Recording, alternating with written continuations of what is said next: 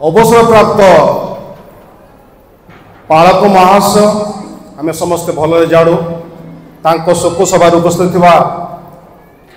मंडलीस्थ प्रत्येक कर्मकर्ता ता सहित प्रभु दास दासी एवं प्रत्येक मंडलीर पालक दिकन एवं अन्य कर्मकर्ता एवं प्रभु दास को मंडली की प्रेम करी आसीथिबा प्रिय प्रभु दास दासी एवं विश्वासी विश्वासी प्रत्येक मोर नमस्कार ज्ञापन करे। जदिओ समय 3 मिनिट दिया जाइछि तथापि मु संक्षेप केतोटी विषय मु कहबी। आज मो जीवन रे गत अनेक वर्ष तलर छवि मो मुहर आज माने पड़ुछि। मु सत चेष्टा कले मध्य से गत दिनर धोती लालची पिंधि बसिथिबे सेमानंक गहनरे मो भली जड़े बयस छोट थी देखा छोट थी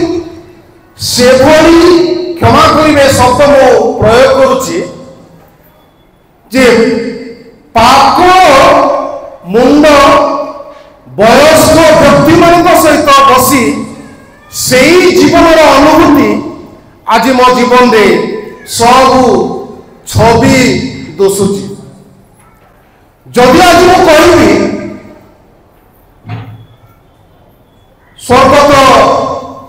प्रिय प्रभु दास संबंध में मो जीवन में व्यक्तिगत जीवन अनेक साक्ष्य रही अनेक साक्ष्य छोट बयस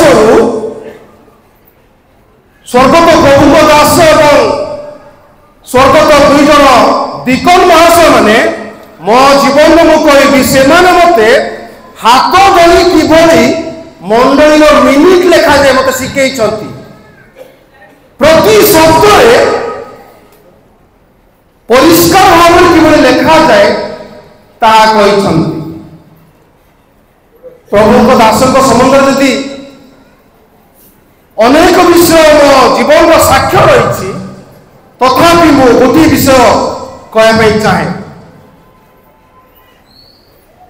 समय जदि अधिक लोग क्षमा करेंगे तथापि यह कहवाई बाध्य हो प्रभु दास को जदिओ जीवन काल में अनेक आश्चर्य कर्म किंतु मो जीवन में प्रभु दास आश्चर्य कर्म देखा अनुभव करने से मु नाम नहीं गोटे समाज मु संपादक थी गोटे समाज अनेक वर्ष समय कथा कहूँ गोटे समाज गोटे परिस्थिति की नहीं मंडली हाथ को पड़े आसला से समय मंडली आम प्रति सप्ताह समाज को जड़े जड़े प्रभु वाक्य परिवेशन करने परिचालना करने आम पठाऊलु प्रति सप्ताह में पठाऊलु गोटे सप्ताह प्रभु दास सहित मोर कथबार्ता हो पारे मु ड्यूटी आसवा भितर समय अधिक कथबार्ता हो पारे से समय प्रभु दास रविवार दिन जावाई जड़े व्यक्ति कि से आम मंडली जड़े व्यक्ति कि से बेहरा द्वारा कहते तुम्हें से समाज को जीव वाक्य परिवेशन करेंगे या प्रभु गौरव कहूँ प्रभु दास को किभली प्रभु व्यवहार करुले मु आसी ड्यूटी आसी रात मु व्यस्त हो पठेबी हठात किए जीव मु भोर क्षमा करेंगे राति मु स्वप्न देखुची प्रभु गौरव कहूँ कि भूल बुझंतु ना केवल प्रभु राति मु स्वप्न देखुची तुम्हें कौन व्यस्त होती देख से लोक को देख से अच्छी तुम्हें ताको पठाओ मु भोर आसिले आसी गेट पाखे ठिया एवं नितिन बेहरा आमर जी अच्छा से नुआ नुआ बेहरा होती डाकिली डाकी पटेल बेहरा जाओ तुम्हें से लोक कह तुम्हें आज चांदीपुर जीव परिचालन कर बेहरा सी जाऊँच घर को जाऊँच से घर को जाई कहवा भितर जहाँ पाखक मुझे पठाऊँगी सी चली चली आसुच्च बाइबल धरी बैग धरी चली चली आसुच्च बेहरा पचारे कौन तुम कौन जाऊच ना मुझे समाज को जाऊँगी पालक महाशय कहते से मैंने दुई जन मिसिकी तल को गेट पर्यंत आसिले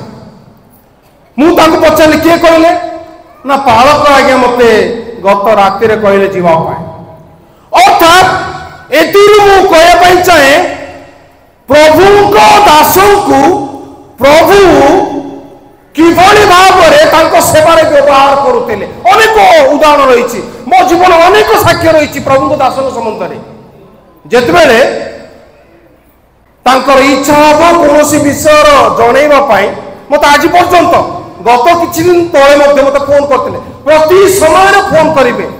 प्रति समय मु बौद्धरे बर्तमान अच्छी तथापि फोन करेंगे एमती सेमती मत जनइबे मु दृढ़तार सहित कहबी मत जनइबे मुझे शनिवार दिन ड्यूटी मत आसुली प्रभु दास निजर पुओ को जनइला परी से जनइबे अनेक अनुभूति अच्छी मोर अनेक अनुभूति अच्छी जदियो समय नहीं किंतु मु संक्षेप कहबी प्रभु दास मंडली अनेक अवधग्रस्त केमिति मंडलीर विश्वासी विश्वासी मानू आम सठिक भाव में परिचालना करेंगे मत अनेक परामर्श देइछंती उपदेश देइछंती तांको संबंध में जदि अनेक विषय रही मंडली परिचालना करिबारे निज व्यक्तिगत जीवन परिचालना करिबारे से जड़े समयानुवर्तित लोक थिले जदियो से शिक्षक कार्य करते सब विषय जानी तथापि समयानुवर्तिता एवं तांकर कर्तव्य केवे मध्य अवहेला नहीं तेणु प्रभु दास संबंध में अनेक विषय रही मुत कहले समय वर्तमान सापेक्ष तेणु मु कहवाई चाहूनी केवल एति मु कहबी जे प्रभु दास से आम मंडली अनेक तांकर